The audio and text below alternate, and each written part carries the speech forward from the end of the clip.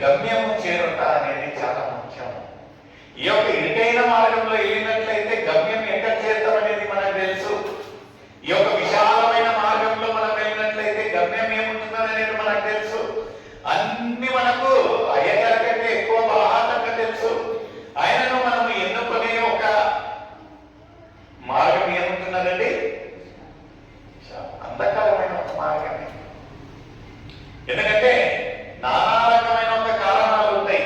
ఒక చిన్న ఉదాహరణ చెప్తాండి. ఒకరోజు ఈరోజు వచ్చినట్టు అందరు గుడికి వచ్చారంట. ఒక అతను పొరపాటున ఏం చేశాడంటే మొబైల్ ను సైలెంట్ మోడ్ లో పెట్టుకోలేదు. సహజంగా అలవాట్లో పొరపాటు అవుతుంది. ఆయన సైలెంట్ లో పెట్టుకోకుండా వస్తే ఆయన దురదృష్టం ఏమో తెలియదు. బాగా వర్షం జరిగేటప్పుడు ఇక్కడ వర్షం జరిగేటప్పుడు చాలా డిస్టర్బెన్స్ అవుతుంటే కొంచెం దాన్ని బంద్ చేయండి అని చెప్పారు.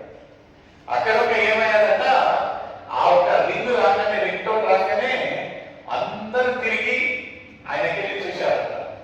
చూసేదే కాకుండా అయ్యగారికి కోపం వచ్చి ఇంకా వచ్చేదాన్ని తెలియని ఆలయంలో వచ్చేటప్పుడు ఎలా రావాలనేది మొబైల్ అవసరమా అని గద్దించారు. గద్దించిన తర్వాత ఆయనకు నామశయ్యి గుడి అంతా అయిపోయిన తర్వాత అందరూ ఆయనను ఒక క్రిమినల్ గా చూశారు. క్రిమినల్ గా చూసి అందరూ చూస్తా అంటే అతనికి అసహ్యం అనిపించింది. ఆ ఒక బాధ తట్టుకోలేక ఆ రోజు సాయంత్రం అయినా ఎక్కడికి వెళ్ళాలండి? ఎక్కడికి వెళ్ళాలండి?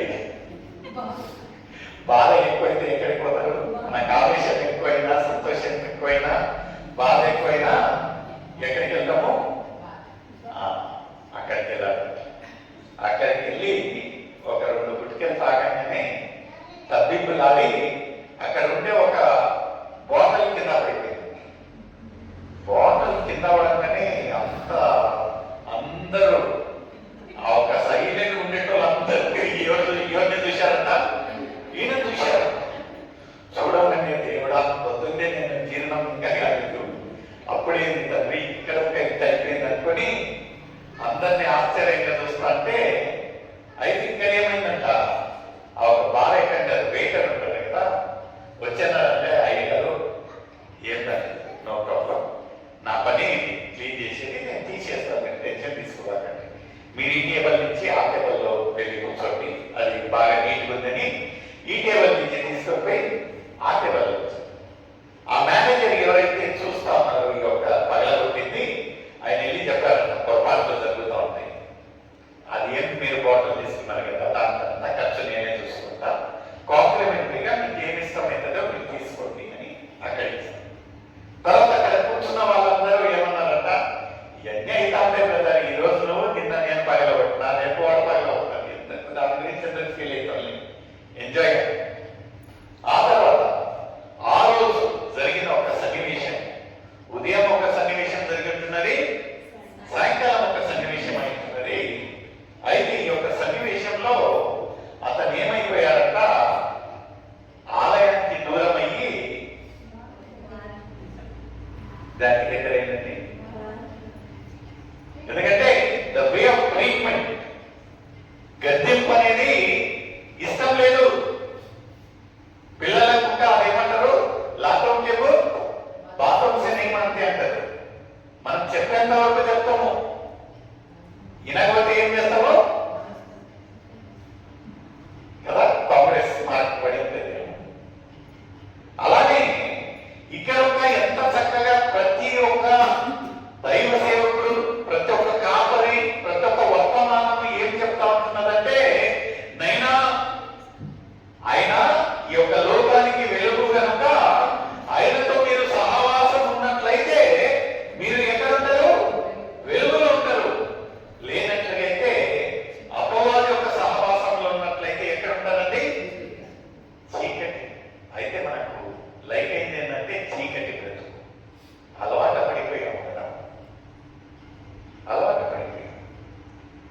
ఇక్కడ ఎంత చక్కగా ఈ యొక్క లేఖనాలలో చెప్తా ఉంటున్నారంటే, అదే మత్తయి రాసిన సువార్త 6వ అధ్యాయం 22వ వచనం ఏమంటున్నారండి?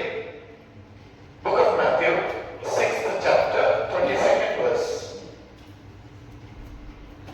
తీసిన వారు సరిగ్గా గ్రహించండి.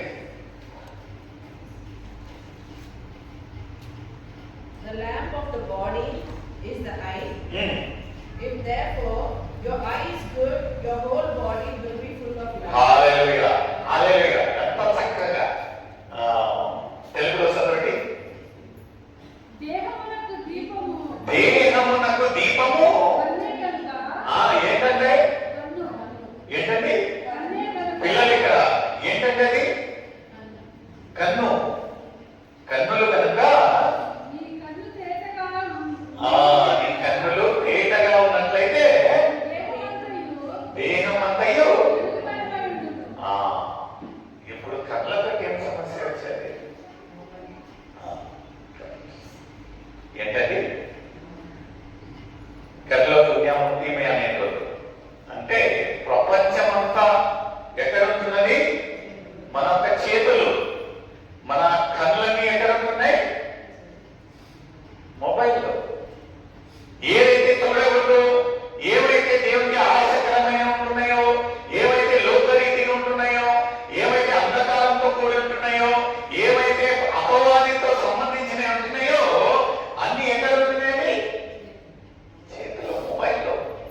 అందుకని మనము దాన్ని ఏం చేస్తా ఉంటున్నామంటే చూస్తూ ఏమి చూడాలో చూడకుండా అన్ని అనవసరమైనవి చూసి ఇక ఎంత చక్కగా బైబిల్ ఉన్నప్పుడు రాసినప్పుడు మొబైల్ ఉన్నాయండి ఉన్నాయండి మన్నమంటారు. మేము చిన్నప్పుడు ఒక మొబైల్ లేవు, మొన్న వచ్చినాయండి మొబైల్. దాదాపు ఒక 2 decades అనుకుంటా, 1 decade అనుకుంటా. మన అయితే ఇక్కడ లేఖనాలలో తెలుసు అపవాది ఎలా శోధిస్తాడు. అప్పుడే తెలుసు లేఖనాలలో రాశాడు, నీ యొక్క కళ్ళను నువ్వు కాపాడుకో. వ్యర్థమైనవి చూసి దేవుడు ఏమంటా ఉన్నాడంటే ఇక్కడ 1 కొరింథీ 6:19 1 కొరింథీ 6:19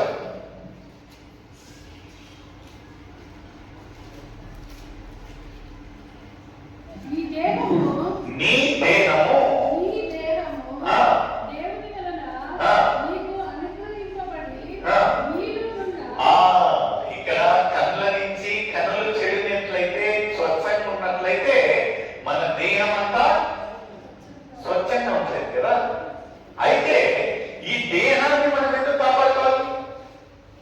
ఎందుకు కాపాడుకోవాలంటే ఇక్కడ 19వ వచనంలో ఏమంటున్నదండి? ఈ యొక్క దేహము ఎవరిదంటండి? దేవుని ఒక ఆలయం. ముందు చదవమ్మా. నీలోనున్న పరిశుద్ధాత్మకు ఆ. అవసరమైన ఉండదని ఆ. మీరెరుగరా? ఆ. మీరు మీ సొత్తు కాదు. ఇది ఒకటి తెలుసుకోవాలి.